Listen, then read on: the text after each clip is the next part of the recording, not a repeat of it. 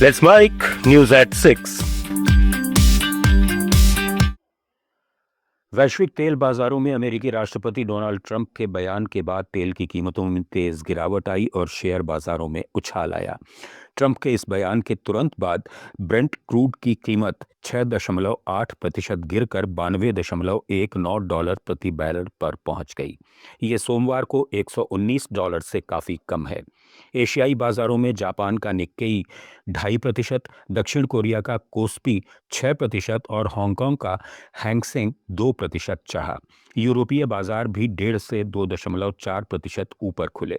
Trump ने अपने Miami के डोरल रिसॉर्ट में मीडिया से कहा कि ईरान के साथ युद्ध एक छोटा अभियान या छोटी सैर है जो हमारे सोच से कहीं ज़्यादा तेज़ आगे बढ़ा है और बहुत जल्द ख़त्म हो जाएगा, हालांकि अगले हफ्ते में नहीं। उनकी सरकार तेल कीमतों को कम करने की कोशिश कर रही है क्योंकि ये कृत्रिम रूप से बढ़ी थीं, लेकिन अगर ईरान स्ट्रेट ऑफ हॉर्मुज में तेल का प्रवाह रोकेगा तो उसे अभी तक जितना मारा गया है उससे 20 गुना ज़्यादा मारा जाएगा। They were going to attack us, but they were going to attack all of the Middle East and Israel. And if they had a nuclear weapon, they would have used it on Israel. And this was going to be a major attack. And they had all of those missile sites and all those launchers that we got rid of, about 80% of them right now, by the way. Got rid of most of the, see, it's died down to a trickle. They have very few launchers left. What our military has done is amazing. They wiped out almost 20%, maybe 22, 23%, but the rest are going very quickly. And the missiles have been largely knocked out. The drones have been knocked down, and we're hitting where they make the drones. We know them all, and we're knocking the hell out of that now where they manufacture the drones. A lot of work, a lot of brilliant work, but we're going to have a इधर भारत में आज share बाजार में अच्छी recovery दिखी। Sensex 640 अंक चढ़कर 78,206 पर और निफ्टी 234 अंक ऊपर 24,262 पर बंद हुआ। कल की गिरावट के बाद बाजार में तेजी लौटी, खासकर ऑटो, बैंकिंग, फार्मा और फाइनेंशियल सेक्टरों में।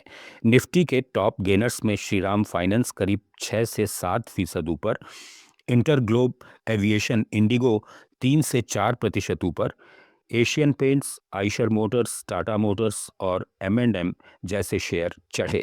वहीं लूजर्स में Infosys, TCS, Reliance Industries, Tech Mahindra और कुछ IT स्टॉक्स थोड़े नीचे रहे, लेकिन कुल मिलाकर बाजार हरा भरा बंद हुआ। वजह क्रूड ऑयल में गिरावट और ग्लोबल टेंशन कम होने की उम्मीद। वहीं सोने चांदी के दामों में मंगलवार को अच्छी तेजी देखी गई। चांदी की कीमत में 9250 रुपये का बड़ा उछाल आया और ये 2,77,000 रुपये प्रति किलो पर पहुंच गई। सोना भी 1230 रुपये बढ़कर 1,62,000 रुपये प्रति 10 ग्राम के स्तर पर आ गया। वैश्विक बाजार में अमेरिकी डॉलर कमजोर होने और पश्चिम एशिया के तनाव से अनिश्चितता बढ़ने के कारण निवेशक सुरक्षित निवेश के लिए बुलियन की तरफ लौट रहे हैं।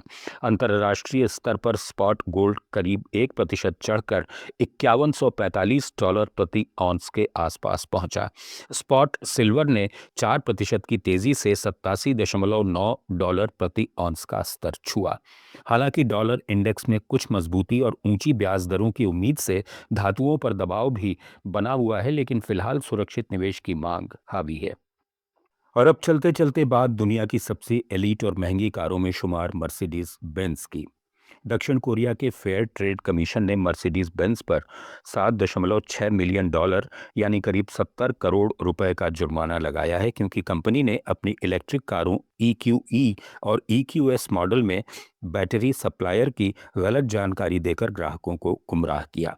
कंपनी ने डीलर्स को सेल्स गाइडलाइंस में बताया था कि इन लग्जरी EV में दुनिया की नंबर 1 बैटरी कंपनी CATL की बैटरी लगी है, लेकिन जांच में पता चला कि जून 2023 से अगस्त 24 के बीच बेची गई करीब 3000 कारों में चीन की फरासिस एनर्जी की बैटरी इस्तेमाल हुई, जिसका नाम टॉप 10 सप्लायरों में भी नहीं आता और ये जानकारी छिपाई गई।